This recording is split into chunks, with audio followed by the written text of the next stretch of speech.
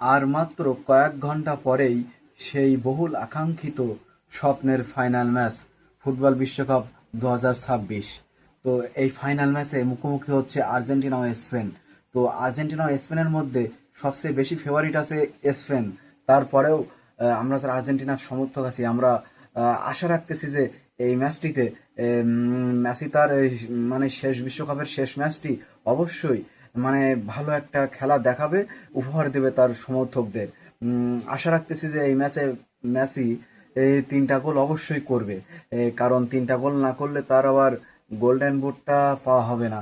তবে একজন Messi fan হিসেবে, আর্জেন্টাইন সমর্থক হিসেবে আমি চাই মেসি এই ম্যাচে 3টা গোল করুক।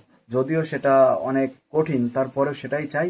যাই হোক, তো কয়েক ঘন্টা পর আর্জেন্টিনা আর স্পেনের মধ্যকার সেই বহুল আকাঙ্ক্ষিত সেই স্বপ্নের ফাইনাল ম্যাচটি শুরু হবে। তো আর্জেন্টিনার জন্য শুভকামনা রইল। প্রিয় টিম আর্জেন্টিনা, তোমরাই বিজয়ী হবে এই আশা আমরা রাখতেছি।